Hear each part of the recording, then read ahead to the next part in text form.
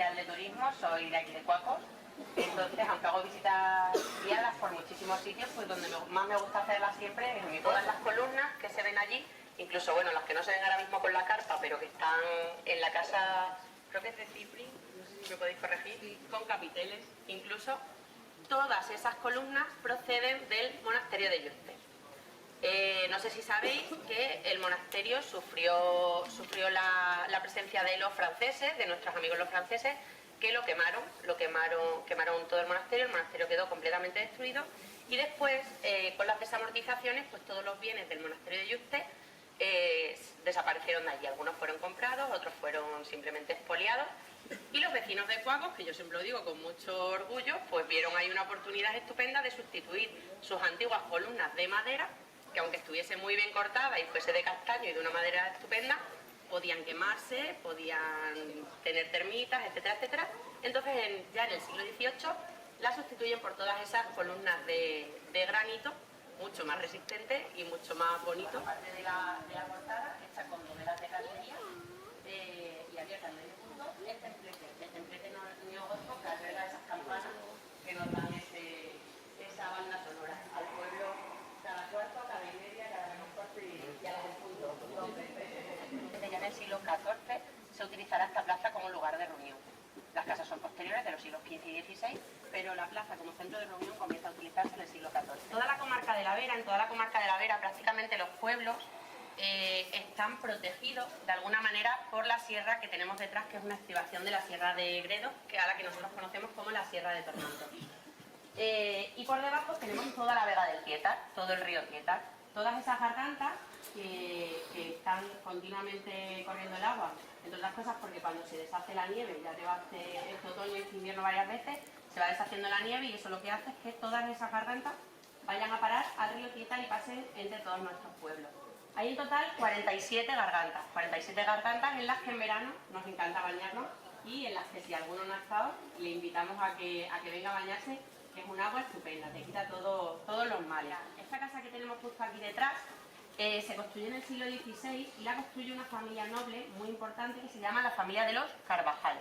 La familia de los Carvajal era una familia muy poderosa que tenía sus palacios en Plasencia. Y cuando se funda la ciudad de Cáceres y vienen nobles de toda Castilla, de toda la parte de León, los Carvajal dicen, hombre, nosotros también nos vamos a construir aquí nuestros palacios, ¿no? Para que todo el mundo vea también el poderío que nosotros tenemos. Bueno, pues además de sus posesiones en Plasencia y en Cáceres, lo que hace esta familia es que dice, ahora necesitamos una casa donde pasar el verano y donde se esté fresquito. Quien haya estado aquí en verano sabe cómo de fresquito se está aquí, que tenemos que estar hasta casi con forros polares algunas noches. Pero... ¡Comín! Disculpen, buenas gentes. ¿Hay alguno entre ustedes que hable castellano? Más o menos. Menos mal. Al ver los vestidos con tan extraños atuendos les había tomado por extranjeros. ¿No habrán visto por aquí a un niño de unos 12 años, rubio y ricamente vestido? Que me vienen con una facha que... Verán, les explico.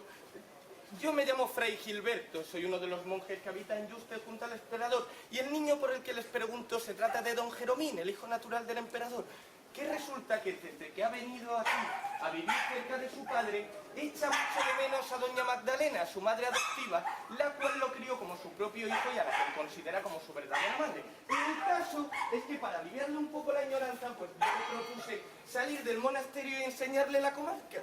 Y a poco que me he despistado, pues se me ha escapado el muy tunante, porque es que es travieso e inquieto como él solo. ¿Me ayudarían a encontrarlo, por favor, por favor? Hombre, pues sí. Uy, Sí. muchísimas gracias. Pues ven, en marcha. Bueno, espere un momentito, ¿vale? Que les voy a contar unas cositas y ahora vamos con usted, si le parece, vamos a ir dando una vuelta y usted se viene con nosotros. ¿Le parece? Cuente, que el saber no ocupa lugar. No ocupa. ¿Cómo pesan los libros? Cuando tienes que ir a un sitio para otro.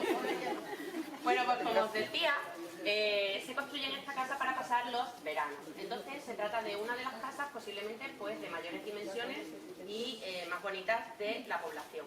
Esta la construyen en el siglo XVI y como veis pues tiene algunos de los elementos más característicos del momento en el que se construye. Y por supuesto cabe destacar el escudo que hay encima de la puerta, que es el escudo de la familia de los Carvajal. Si no os lleváis nada de esta visita, por lo menos llevaros lo de cómo es el escudo de los Carvajal, ¿vale? eso sí. Muy bonito, Que yo con lo que tengo siempre. Está muy bien. Es muy sencillo, porque es muy sencillo, pero está en relieve, como os decía antes. Es una señal de que la familia tenía dinero, ¿vale? Sobre todo también quiero que os fijéis en la ventana, que es una ventana muy bonita. Está partida a la mitad y trilobulada, ¿vale? Es una ventana bífida y trilobulada, que también pues demuestra eso, que el maestro cantero tuvo que hacer un trabajo bastante trabajado, bastante laborioso para construirla. ¿Y qué es lo que tenemos justo debajo de la ventana? Que es lo que siempre me gusta más contar sobre esta casa, aparte de la historia donde se construye. ¿Qué es lo que pone ahí? ¿Qué leéis? Rafael Castaño. Rafael Castaño, 1725. Os he dicho que la casa se construye en el siglo XVI. Esa inscripción es posterior. Lo que ocurre es que la casa la compra un señor que era el escribano de la población de aquí de Cuacos ya en el siglo XVIII. Y lo que hace es poner su nombre, ¿vale? Posterior a la construcción de la casa. Pues aquí en Cuacos la población de judíos era muy importante, ¿vale? Hay coplas, incluso en el Peropalo y por la zona de Cabezuela del Valle, donde se habla de la población de judíos que hubo en Cuacos.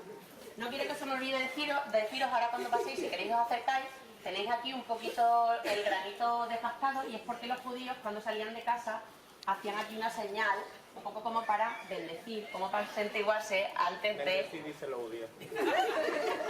antes de salir a la calle. Bueno, lo que quiero que sepáis es que sabemos que se trataba de un judío converso por el nombre y el apellido.